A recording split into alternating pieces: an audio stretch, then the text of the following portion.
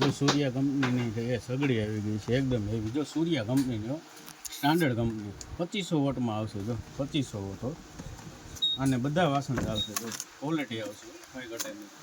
1 વર્ષની વોરંટી આવશે. 1 વર્ષની વોરંટી સૂર્યા કંપનીની 1 વર્ષની વોરંટી.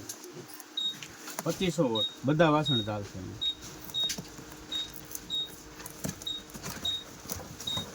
એકદમ સ્ટાન્ડર્ડ વસ્તુ જોઈ લો. એકદમ સ્ટાન્ડર્ડ જોઈ શકો છો આપણે. એકદમ સ્ટાન્ડર્ડ વસ્તુ, કાંઈ ઘટે નહીં. જો